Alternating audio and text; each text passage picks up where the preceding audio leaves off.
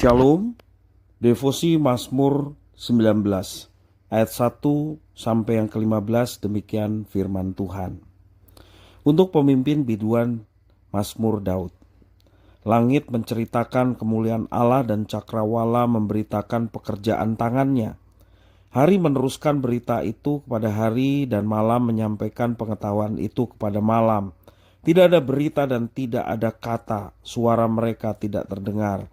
Tetapi gema mereka terpancar ke seluruh dunia dan perkataan mereka sampai ke ujung bumi. Ia memasang kemah di langit untuk matahari dan keluar bagaikan pengantin laki-laki yang keluar dari kamarnya, girang bagaikan pahlawan yang hendak melakukan perjalanannya. Dari ujung langit ia terbit dan ia beredar sampai ke ujung yang lain. Tidak ada yang terlindung dari panas sinarnya. Taurat Tuhan itu sempurna, menyegarkan jiwa. Peraturan Tuhan itu teguh, memberikan hikmat kepada orang yang tak berpengalaman. Titah Tuhan itu tepat, menyukakan hati. Perintah Tuhan itu murni, membuat mata bercahaya. Takut akan Tuhan itu suci, tetap ada untuk selamanya. Hukum-hukum Tuhan itu benar, adil semuanya. Lebih indah daripada emas, bahkan daripada banyak emas tua, dan lebih manis daripada madu, bahkan daripada madu tetesan dari sarang lebah. Lagi pula hambamu diperingatkan oleh semuanya itu, dan orang yang berpegang padanya mendapat upah yang besar. Siapakah yang dapat mengetahui kesesatan? Bebaskanlah aku dari apa yang tidak kusadari. Lindungilah hambamu juga terhadap orang yang kurang ajar. Janganlah mereka menguasai aku. Maka aku menjadi tak bercela dan bebas dari pelanggaran besar. Mudah-mudahan engkau berkenan akan ucapan mulutku dan renungan hatiku. Ya Tuhan, gunung batuku dan penebusku. Demikian firman Tuhan. Sesungguhnya segala sesuatu dalam semesta ini memiliki aturan dan kaidah yang digunakan sebagai patokan dalam menunjukkan sebuah nilai. Aturan dan sistem nilai itu diberikan Allah agar manusia menjadi mahkota ciptaan yang bermartabat dan memiliki makna dalam hidupnya. Apakah tujuan Allah menciptakan semesta dan segala isinya? Jawabannya adalah untuk memuliakan namanya dan menikmati persekutuan dengannya.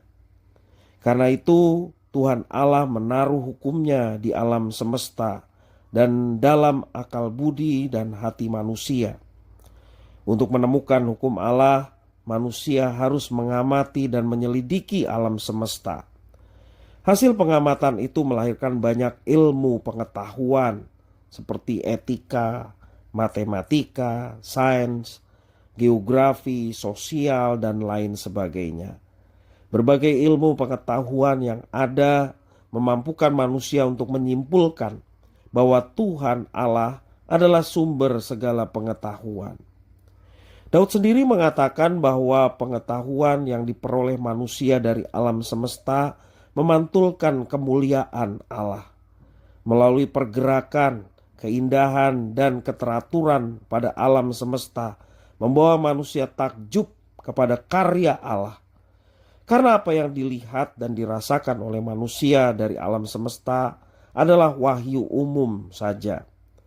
Dalam hal ini Daud menyadari bahwa wahyu umum tidak mungkin membawa manusia mengenal lebih dekat dengan Allah Sang Pencipta. Akhirnya wahyu umum tidak cukup.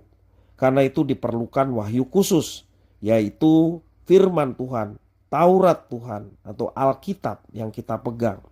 Juga wahyu khusus yang menjadi juru selamat kita adalah Kristus. Hanya melalui wahyu khusus, manusia dapat mengenal dirinya, manusia lebih dalam mengenal Allah dan juga alam secara benar dan tepat. Mengenal Taurat Tuhan atau firman Tuhan, Daud meyakini bahwa manusia diajar untuk hidup menurut tujuan Tuhan. Hanya Taurat Tuhan Allah yang mampu mengubah manusia berdosa menjadi manusia mulia di hadapan Allah. Itu sebabnya Daud menyebut Taurat Tuhan itu sempurna, murni, suci, manis, dan menyegarkan jiwa. Dari firman Tuhan hari ini kita diajak untuk menjadikan firman Tuhan sebagai oksigen yang dibutuhkan dalam kehidupan kita. Karena itu, ambillah tekad untuk membaca firman Tuhan setiap hari. Antusias dalam pertemuan-pertemuan pendalaman Alkitab dalam sekolah minggu, maupun juga di dalam ibadah di gereja yang selalu kita mendengar firman Tuhan.